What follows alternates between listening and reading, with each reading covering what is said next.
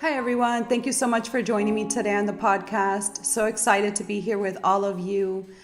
We're going to be diving right into the episode today. I'm so passionate to speak about this with you guys. And what we are addressing is being the authority of your life, right? So often we feel that we're the authority of our lives, and we, certainly believe that we are in charge and that we're doing everything to be that authority. But so often in having conversations with clients and family offices and families and individuals, I realize that they're not, it's not true. That's not really what's happening.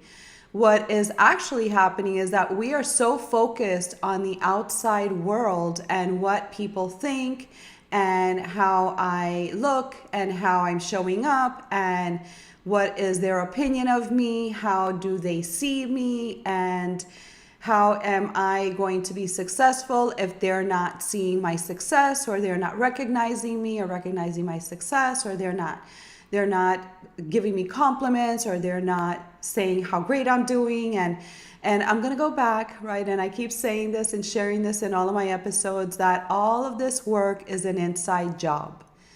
This is you with you. If you need the outside world to be that place for you to give you the recognition that you deserve, or tell you how great you are, or how smart you are, or how successful you are, and you allow them to continue to set up all these metrics, right? It's not until you've reached this or you've done that you get this bonus, or you're not going to get that raise unless you've, met these requirements. Or even in our relationships, right, with our spouses and our friendships, if you don't go to that birthday party, or you don't go to that event, or you don't take me on date night, then, something bad's going to happen. And so we're constantly living in this external world that is literally dictating your internal world, how you feel. And it's also the representation of whether you should feel confident, or whether you should feel good about yourself, or whether this could be your self-esteem, right? This could be your self-confidence. This could be how you see yourself. Do I look pretty? Do I look handsome? Am I dressing the part? What are they going to think when they see me? And listen, we all have this program, right? And I'm not saying that we have not all been indoctrinated in this way. I'm saying we have. And the general consensus is that if we are at least accepting that that is our trajectory, and that has been the outcome of why we set all these limitations for ourselves, then we can do something about it, right? Because awareness is always going to do that. The moment you see something, you have no other choice but to do something about what you're seeing. If you're seeing someone is elevating someone else, then you want to be part of that elevation because you saw it and it was made aware in front of you. You're going to also compliment that person. So yeah, you're doing great. I'm so proud of you. And same happens when it's something negative, right? So talking about a person, for example, which happens very often, is that we gossip or we talk about somebody, and then all of a sudden everybody is having the same opinion and they're ganging up on that person. And so you get to see how that external world and that external interpretation is really what is ruling your life, and you're not the authority. You are not leading your life how you would possibly want to, or perhaps you don't even know that you're doing this, right? Because it becomes very unconscious. It's like driving a car, right? We're driving, we think that we're paying attention, we're in control, and to a certain extent we are, but we do it so often that it becomes, it's like second nature, right? We're just gonna go slow, or when I'm gonna turn, I'll put my signal on, but pretty much the car's doing what it's gotta do, right? And you're the driver, but you're not really driving necessarily. The car's driving. And so that happens to us in our life when we are allowing other people to drive our experience, to be the drivers of our life, because their opinion and what they say means so much more to you than what you believe about yourself, what you're telling yourself, what you are, what your opinions are. A lot of times, it's the general consensus. We've got to all have the same kind of idea and have the same reference points and have the same opinions, or there's this possibility that we will be ostracized for having a different opinion or thinking differently or looking outside the box and not being part of the trend or part of the herd that are just following everything. And when you are aware and you can make the conscious decision that is just the program, right? But programs get changed all the time, right? We can reprogram ourselves. We can reprogram our mind. We can reprogram our actions. We can decide, instead of taking down 8th Street to go to school every day and drop off my kids, I'm going to take 10th Street, right? And so that in itself is you reprogramming your new way of taking your kids to school. And so the most important part of all of this is looking at what you are not really paying attention to, that you're on autopilot, and reassess how you act, how you show up. If when you're getting yourself ready, you're thinking about how this person's going to see you, what you're going to say in that next meeting, how they're going to receive your words, what you say, your confidence, your lack of confidence, whatever these things are, then you are living for the outside world. And the shift that happens, that can happen, is you taking ownership of your life.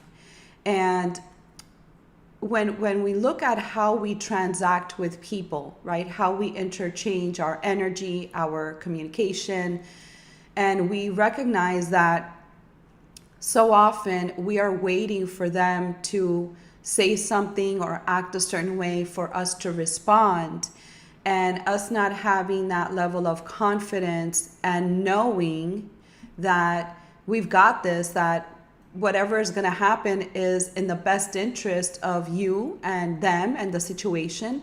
And you're living in this energy of being cautious all the time, because God forbid you say the wrong thing, or they interpret what you said in a wrong way, and you're going to be under attack. Then you're not allowing yourself to be authentically yourself. It's like that person that apologizes for everything, right? We all know somebody like that, right? They're constantly saying, sorry, I'm so sorry, I'm so sorry, I'm so sorry. It's like, stop apologizing. Like, it's okay. Like, what you said was fine. And listen, if I can't handle what you say or what you said, that's on me. I've got to figure that out. But the important part is that you were courageous enough to at least share how you feel. And now we can have a conversation if we disagree, and we can have a conversation if we agree, right? Either way, we can continue to propel each other, because that's how you feel. And you said what was in your mind. And we want to continue to invite that in others, so that we can also have that carte blanche opportunity for ourselves, that it's okay for us to say how we feel and not have to apologize at the end of the sentence, after every sentence. And when we are in this power of knowing that I'm always going to come from a place of love, I'm always going to come from a place of well-being and wellness, and I want the best for you because I want the best for me. And maybe that's a precursor, right? Maybe when you start, some of these conversations that you've been having in the past, and you were stating things differently, or you were saying something and then apologizing, perhaps you want to just kind of give them a preview of what you're wanting to discuss, and letting people know that you're just coming from a good place. You're coming from being the observer of the environment and the observer of what you're witnessing, so that they're not taking it personal and they're not coming back to attack you. And so just on another note, and talking about taking things personally, which happens so often, is that we need to understand that if somebody has said something to us, and we have this, like we've got to repel, or we've got to combat with them, we've got to be combative and just answer back and tell them, no, you're wrong. And how dare you say that about me? Or how dare you call me that? Or when that is happening to you, I'm going to invite you to step back and have a conversation with yourself and really ask yourself, what about what they said made me so upset with myself? Where do I believe that what they're saying about me is true? Because the only reason why you've got to defend yourself and you become so combative is because there is some truth in what they are pointing out.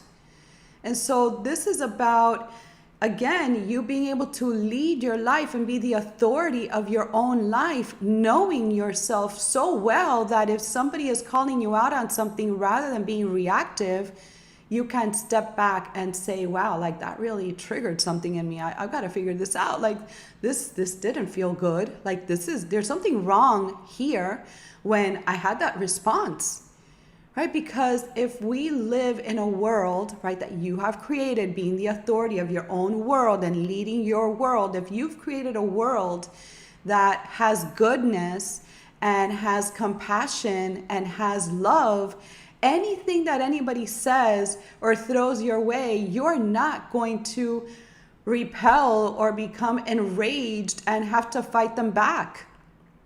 Again, I'm going back. This is an inside job. This is you within yourself, where you feel that you have shortcomings, or you're not happy with how you're handling something, or you're not happy with your life. You're not happy with that relationship. You're not happy with your career. You're not happy with your life. There is something inside you that is triggering this behavior and this reaction. And so the same goes both ways, right? If we're allowing the outside world to be the dictator of our lives, and then we're allowing the outside world to be the triggers of what we feel inside, then you're not in control at all. Like, you are literally out of control, because you are not allowing yourself to go through these different emotions and check in with yourself constantly, right? This is again, we go back to our insides. Why did that make me feel that way? What is it about what they said triggered something obviously very deep that I didn't even know was still in me? And this is why shadow work is so powerful. And I invite you all to listen. We're always going to have these kinds of differences with people. We're always going to have, which is beautiful, right? That's a beautiful thing. We're human, right? We're all different. So we're all going to have different opinions, and that's beautiful. That's great. It's just how you're interpreting them and how you're internalizing what is happening in your external world. And so the more confident you become with these conversations with yourself, the more confident you become with, oh yeah, I remember once upon a time, there was a day where, this happened and that person called me this. And so every time I hear that word, right, I'm going to use an example, lazy. Right. So every time I hear the word lazy, I remember, when I was 13 and my parents used to call me lazy, or I remember being in high school and my teacher said I was lazy and I wasn't doing my homework. And so when I'm hearing it from my spouse, like, oh, wow, like, just not going to have it. Right. Why? Because you never worked on how you felt being called lazy. And what part of you believes that you are lazy? Because the only reason why you would be triggered by this is not only because you've experienced this before, but because you believe it yourself. And so again, this is the conversation that you need to have with you to find out, okay, I remember when, this happened when I was 13 and my parents called me lazy. What did I do about it, right? How did I grow? How did I evolve? Did I grow or evolve? Do I feel like, I'm still that 13-year-old? I doubt it. I don't think so. But, do you believe that you're that 13-year-old still having the tantrum when you're being called lazy at 13? Right? Are you still that student in high school when the teacher wasn't happy with your work and they're saying that you're lazy and that you could do better, and that C is not who you are, that you deserve to make an A and to do the work so that you can get an A? Right? Are you still rehashing that person, that part of you that was in high school? Right? This is all shadow work. This is you sitting with yourself. And if you are, why? Maybe again, we go back. The only reason you would be triggered by this is because there's a part of you that believes that it's true. And so imagine how simple to say, you know what? Yeah, I was lazy at 13. Yes, I was lazy in college, in high school, in college. Yes, I am lazy at home and I'm not helping out around the house, or I'm lazy with work and, I should be doing better so that I can get that additional bonus, or so that I could put my resume out there and just, go out for another job, a better opportunity, because I want to continue to expand myself. Right? Imagine if you have taken that word lazy and processed through you, right, with yourself, what that meant and how you are going to propel yourself forward, not to be called lazy anymore. And if somebody calls you lazy and they say, oh, yeah, I remember when you were 13 and you were lazy, or I remember when you were in high school and you were lazy, and you can just go back to them and say, yep, that's who I used to be, but I am not that person anymore. Because I am the authority of my life now. I am the authority of my world. I am the authority that says, you know what? Making 6 figures is not good enough. I want to make 7 figures, because that's really my goal. That's where I'm going to feel great. That's where I can provide for my family. I love luxury experiences, and that's where we can have the lifestyle that I want for myself and my family. Great. Go do it, right? Congratulations. Go celebrate. Be that. Right? And so when you can step back and start to find these little triggers that you've experienced throughout your lifetime, and you can start to address why these things upset you so much, and why you have to give now, this is the conversation that's going to happen for the next week with your family, is like, I can't believe so-and-so said that about me. I can't believe, oh my God. And you call them up again, or you send them another text message. I can't believe you did this, or I can't believe that's your opinion of me. Stop. Let it go. This is just you having this conversation with yourself that needs to be addressed. And if you're that person that buying things and having material things and, having that next sports car, or having that big house, or having that vacation so that other people can see how great you're doing, but inside you don't feel great at all. You're just doing this display of material items, right, of things, so that other people can see you and can think that you are successful. Because guess what? Just because you have the things doesn't mean you're successful. Success comes from within. It's an inside job. Once again, success is how you feel, is how you're living your life, celebrating joy, peace, happiness, having great conversations, not taking things personal. Because if that's what that person needs to say about you for them to feel good about themselves, then let them hold it. Don't become part of their problem, right? Because that's what you're doing. You're becoming part of their problem, part of their opinion. Who cares? Doesn't matter. Because a lot of times that's what we will get also, is people have judgment and criticism and name calling or labels, and they call us things, right? It's like, oh, okay, that's great. Thank you. I appreciate for you noticing, that I'm lazy. I appreciate you pointing that out. I'm going to sit with it and I'm going to see if any of that is true for me. But the reality is that they're pointing that out on you so that they don't have to look at the laziness within themselves. And so, but when you're holding it for everybody, now you're part of their karma. You're part of their darkness. You're part of their judgment, part of everything that they don't want to look at in themselves. You're just holding it for them. And it's like, no, that's not what we're doing. I'm going to hold what is mine, right? I'm going to take those triggers and I will sit with myself and I will be better. I will become better. I am better just for noticing. And then I'm going to let you hold on to your name calling, your labels, your judgment, your criticism so that you can fix that in yourself. Because if I have to hold on to what is mine and yours, then you're never going to get the lesson, right? If now I have to become a better person because that's what you called me, I'm going to do it if it feels right for me, but I'm not going to do it to make it better for you. You need to figure that out, right? They need to figure that out. And this happens so often in relationships where one of the partners or the partners this could be their dynamic, is that they criticize each other and they name call, which I always say is such a no-no. Like, if you're here to elevate each other. If you can't elevate your partner because that's part of the energy that you're exchanging, then there's something wrong and that needs to be addressed.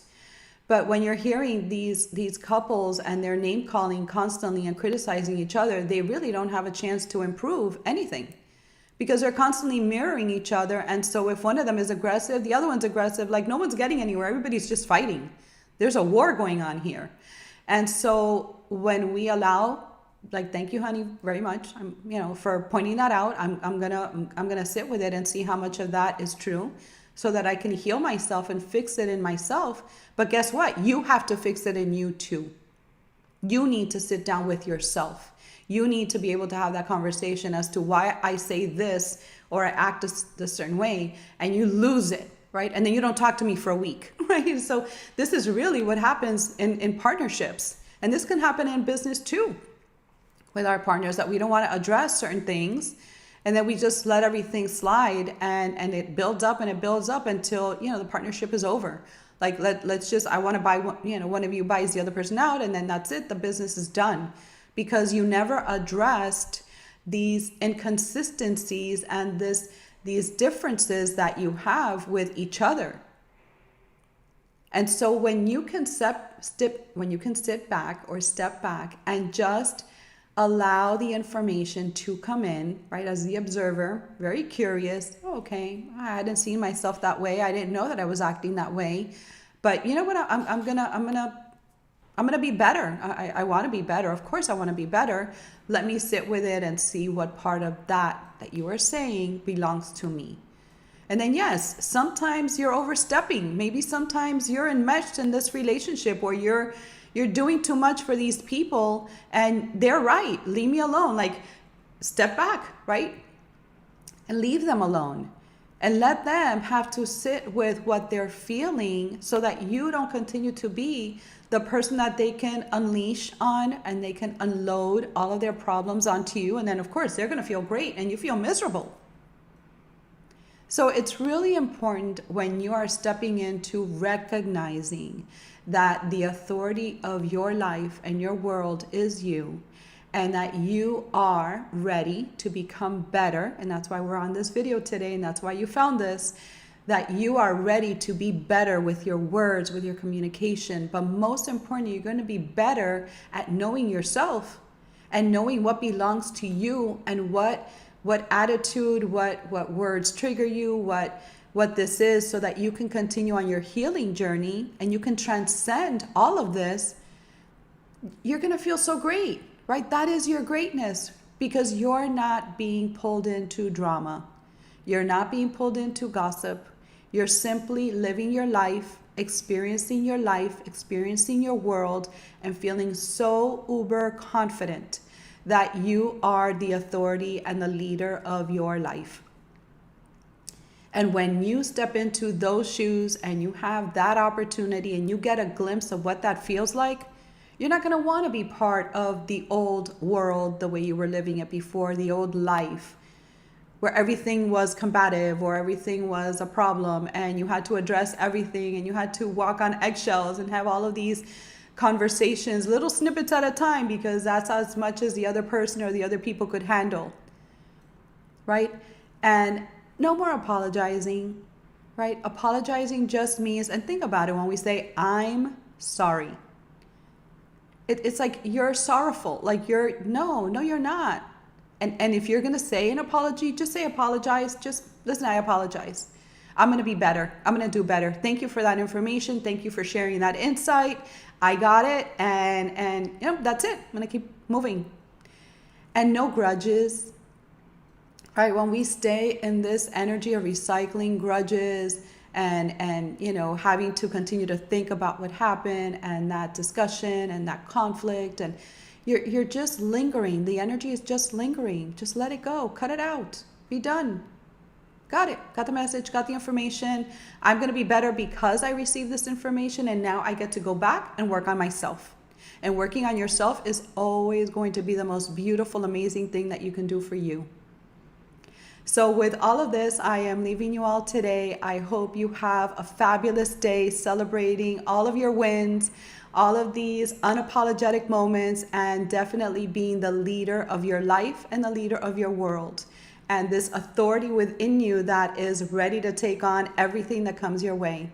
Be well, much love, and see you at the next one.